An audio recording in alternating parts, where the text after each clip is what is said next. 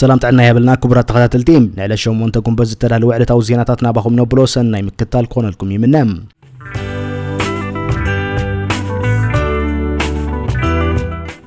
ሚኒስትሪ ዜና ኤርትራ ነቶም ንልዕሊ ክልተ ዓሱር ዓመታት ኣብ ልዕሊ ኤርትራ ተነቢሮም ዝጸንሑ ገረታት ክለዓሉ ምዃኖም ብዝሕብሩ ናይ ቀረባ እዋን ሓበሬታታት ኣመልኪቱ ወግዓዊ መግለጺ ያውጽኢሎም እቲ ሚኒስትሪ ነዚ ፍጻሜ ከም መበገሲ ብምግባር ኣብ ዝሓለፉ ዓመታት ኣብ ልዕሊ ሃገር ዝተፈጸሙ ዘይፍትሓውያንን ዘይሕጋውያንን ዝብሎም ዲፕሎማስያውን ፖለቲካውን ውዲታት ኣመልኪቱ ዕምቀት ዘለዎ መብርሂ ይብሎም እቲ መግለጺ ናብ ሱር መሰረት ናይቲ ጸገም ናብ 2009 ብምምላስ ብዕለት 24 ታሕሳስ 2009 ምምሕዳር ክሊንተን ኣብ ዝኾነ ይኹን ጭቡጥ መርትዑን ሕጋዊ መሰረትን ዘይተመርኮሰ ናይ ፈጠራ ክስታት ብምቕራብ ብባይቶ ጸጥታ ውድብ ሕብራት ሃገራት ኣቢሉ ኣብ ልዕሊ ኤርትራ እገዳ ክንብር ከም ዝገበረ ኣዘኻኺሩ ኣብዚ ቋሚ ወኪል ሩስያ ነዚ ዝሕፍር ተግባር ብዘይ ዝኾነ ገደብ ከም ዝደገፎን ወኪል ቻይና ድማ ብስም ጥራይ ድምፂ ተዓቅቦ ከም ዝገበረን ኤርትራ እውን ኣብቲ እዋን ብዓባ ሓዘን ከም ዝተዓዘበቶን ነቲ ተግባር እውን ከም ዝኾነነቶን እቲ መግለጺ ዳግማ ኣዘኻኺሩሎም እቲ ናይቲ ማልዕለት መግለጺ ኣትኩሮ ካብ ዝገበረሎም ወሰንቲ ነጥብታት ሓደ ጉዳይ ተሓታትነት እዩ ብ2018 ነቲ ብውድብ ሕብራት ሃገራት ዝተነብረ እገዳ ምልዓሉ ኣወንታዊ እኳ እንተኾነ ኤርትራ ነቲ ውሳኔ ብጸጋ ከም መቕባል ሓሊፋ ስለምንታይ ካብ ፈለሙት እገዳ ተነቢሩ ዝብል ሕቶ ከም ዘለዓለት እቲ ሚኒስትሪ ጠቒሱሎም እቶም ክሳብ ሕጂ ምላሽ ዘይረኸቡ ሕቶታት እውን ኣብቲ እዋንን ሕጅን ሓቀኛ ፋይናንሳውን ፖለቲካውን ደገፍቲ አልሸባብ መንዮም ነቲ ኣብ ልዕሊ ኤርትራ ንኽልተ ዓሱር ዓመታት ዝጸንሐ ዘይፍትሓዊ እገዳን ጉድኣትን ተሓታቲ መንዩ ነዚ ንምምርማር ዝኽእል ሕጋዊ መንገዲ ኻሎ ድዩ ዝብሉ ይርከብዎም እዚ ድማ እቲ ሃገር እገዳ ምልዓሉ ጥራይ ዘይኮነ እቲ ዝጎደለ ፍትሒ ብዝምልከት ንዝውሃብ ካሕሳን ኣህጉራዊ ስርዓት ተሓታትነትን ነቐፌታት ዘርእዩ ነቐፌታ መንግስቲ ኤርትራ በዚ ጥራይ ኣብቅዕን ምምሕዳር ባይደን ከም መቐጸልታ ናይ ዝስጉምትን ናይቲ ጽልኢ ዝመልኦ ፖሊሱን ብ2021 ዝተነብረን ዘይሕጋዊ በይናዊ እገዳን እውን ብትሪ ኮኒንዎሎም ይኹን እምበር ኣብዚ እዋን እዚ እዞም ብኣሜሪካ ዝተነብሩ እገዳታት ኣብ ቀረባ እዋን ከም ዝለዓሉ ሓበሬታታት ይወጹ ምህላዎም ዘመልከተት ሚኒስትሪ እዚ ስጉምቲ እዚ ፍትሕን ሕጋውነት ዝሰፈኖም ከምኡ እውን ዝተጋገዩ ፖሊሲታት ብዘላቕነት ንምርኣይ ዝሕግዝ ሓቀኛ ናይ መጀመርታ ስጉምቲ ክኸውን ኤርትራ ጽኑዕ ተስፋ ከም ተነብር ብምሕባር ነቲ መግለጺ ዛዚምዎም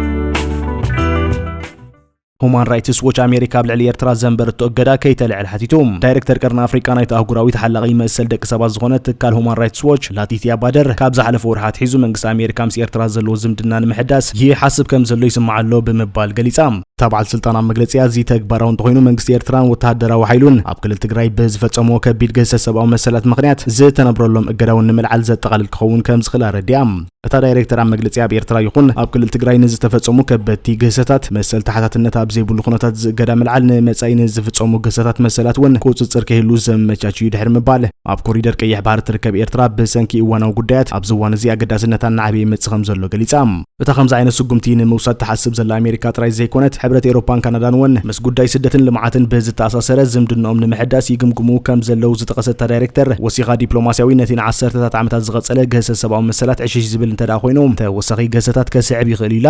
ላቲቲያ ባደራ መግለጺያ ካብ 1993 ሒዙ ስልጣን ሒዙ ዘሎ መንግስቲ ኤርትራ ኣብ ዓለም ካብ ዘለው ጨኮንቲ መራሕቲ ሓደ ምዃኑ ብምጥቃስ ፖሊሲ ጉዱድ ወተሃደራዊ ዕስክርናን ምምዝማዝ ጉልበት ከም ዘካይድን ኣዲሞም ካብቲ ሃገር ንዝወፁ ዜጋታት ስድራ ቤቶም ከም ዝቐጽዑን ኣረድያ ከምኡውን ኣብ ልዕሊ መንግስቲ ነቐፌታ ዘቕርቡ ሰባት መራሕቲ ሃይማኖትን ጋዜጠኛታትን ብዘይ ዝኾነ መስርሕ ቤት ፍርዲ ንዓመታት ከም ዝተኣሰሩ ዝጠቐሰታ ዳይሬክተር ኣስዒባ ካብ 2020 ክሳብ 2022 ኣብ ኢትዮጵያ ኣብ ክልል ትግራይ ዝተኻየደ ኩናት ወተሃደራት ኤርትራ ጃምላዊ ቅትለት ጭውያ ጾታዊ ዓመፅን ፈጺሞም እዮም ኢላ ሕጂ እንተኾነ ወተሃደራት ኤርትራ ተቆጻጺሮም ኣብ ዘለው ክፋል ትግራይ ግፍዒ ይፍጽሙ ኣለዉ ብምባል ሓቢራ ኣብ መወዳእታ ድማ ኤርትራ ነቲ ቅድሚ ሕጂ ዝፈጽመቶን ሕጂ እውን ትፍጽሞ ዘላን ገሰት ሰብኣዊ መሰላት ተሓታትነት ክሳብ ዘየስፈነት ኣሜሪካ ዘንበረቶ እገዳ ከተልዕል የብላን ብምባል ተሓሳሲባ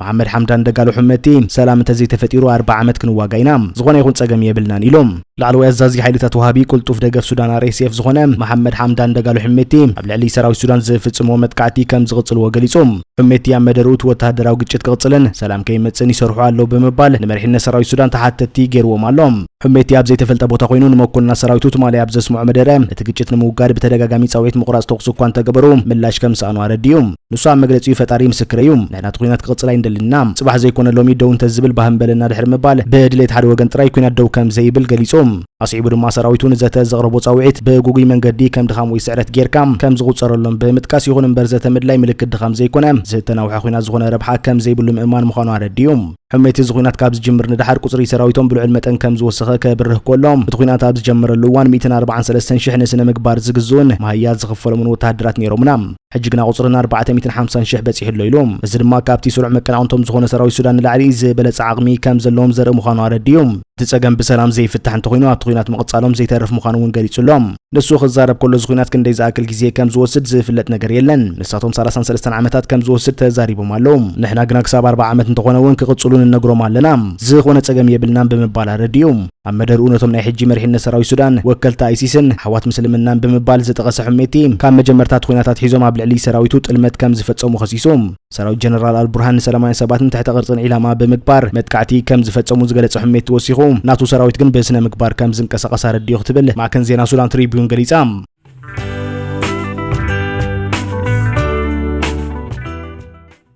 አሜሪካ ወደባዊት ከተማ ኢራንን ኣብ ወሽመጥ ሆርሙዝ ኣብ ትርከብ ደሴትን ወታደራዊ መጥቃዕቲ ከም ዝፈጸመት ተገሊጹም ጸብጻብ ዜና ፎክስ ኒውስ ከም ዘቃልዖም እቲ ስጉምቲ ዝተወስደሉ ምኽንያት ብሶኒ ዕለት ኢራን ኣብ ልዕሊ ሕብራት ኢማራት ዓረብ ንዘውረደቶ ናይ ሚሳኤል መጥቃዕቲ ዋሽንግተን ዝሃበቶ ንእሽቶ ግምት ኣብ ልዕሊ ስዑድ ዓረብን ኢማራትን ብርቱዕ ቁጥዐ ብምልዓል እዩ እዚ ቅልውላው ዳግማይ ዝሓየለ ብሶኒ ዕለት ኣሜሪካ እቲ ኣህጉራዊ መተሓላለፊ ነዳዲ ዝኾነ ወሽመጥ ሆርሙዝ ንምኽፋት ኣብ ተካይዶ ዝነበረት ወፍሪ ኢራን 15 ባሊስቲክን ክሩዝን ሚሳኤላት ናብ ወደብ ፋጃይራ ናይ ሕብራት ኢማራት ዓረብ ድሕሪ ምእትኳሳ እዩ ብሰሉስ ዕለት ላዕለዎት ሰበስልጣን ፔንታጎን ነዚ መጥቃዕቲ ኢራን ትሑት ደረጃ ዘለዎ ከምኡ ነቲ ስምምዕ ተኹሲ ደው ምባል ዘፍርስ እዩ ብምባል ብሰሉስ ዕለት ላዕለዎት ሰበስልጣን ፔንታጎን ነዚ መጥቃዕቲ ኢራን ትሑት ደረጃ ዘለዎ ከምኡ ነቲ ስምምዕ ተኹሲ ደው ምባል ዘፍርስ እዩ ብምባል ምንዓቆም ዞባዊ ቁጥዐ ፈጢሩ እዮም ጋዜጠኛ ፎክስ ኒውስ ጄኒፈር ግሪፈን ከም ዝገለጸቶም በዚ ዝተቆጣዐ ስዑድ ዓረብን ኩዌትን ኣሜሪካ ነቲ ፕሮጀክት ፍሪደም ዝተሰሚየ ስርሒታ ክልል ኣየረንን ወታደራዊ ማዓስከራትን ከይትጥቀም ብሃንደበት እገዳን ቢረን ዝነበራ ክኾና ከለዋ ኣብዚ እዋን እዚ ግን እቲ እገዳ ተላዒሉሎም ሰበስልጣን ኣሜሪካ ብሰሉስ ዕለት ኣብ ዝሃብዎ መግለጺ ካብቲ ዝተፈጥረ ዞባዊ ወጥሪ ብምብጋስ ኣሜሪካ ብሓደ መራገፊ ነዳዲ ወደብ ኢራን ናይ ዓጸፋ ግብረ መልሲ ስጉምቲ ወሲዳላ ክብሉ ሓቢሮም እዚ ከምዚ ኢሉ እንከሎ ነቲ ኣሜሪካ ዝወሰደቶ ናይ ዓጸፋ ስጉምቲ ስዒቡ ኢራን ቅድሚ ሰዓታት ኣብ ዘውጻቶ መግለጺ ዋሽንግተን ነቲ ስምምዕ ተኹሲ ደው ምባል ጥሒሳቶ ብምባል ብወግዒ ከሲሳታላ ኣፍኛ ላዕለዋይ ወታደራዊ እዚ ኢራን ከም ዘፍለጦም ኣሜሪካ ካብ ጃስክ ናብ ወሽመጥ ሃርሙዝ ትጓዓዝ ኣብ ልዕሊ ዝነበረት ሓንቲ ነዳዲ ዝጻዕነት መርከብ ኢራንን ከምኡ'ውን ኣብ ጥቓ ወደብ ፋጃይራ ናይ ሕብራት ኢማራት ዓረብ ዝርከብ ካልእ መርከብን መጥቃዕቲ ኣውሪዳላ ኢሉ ብተወሳኺ ኣሜሪካ ምስ ገለ ሃገራት ናይቲ ዞባ ብምትሕባር ኣብ ባንደር ካሚር ሲሪክን ደሴት ቀሽምን ሰላማውያን ሰባት ዝነብሩሎም ከባቢታት ናይ ኣየር መጥቃዕቲ ከም ዝፈጸመት ማዕከናት ዜና መንግስቲ ኢራን ኣቃሊሐን ኣለዋ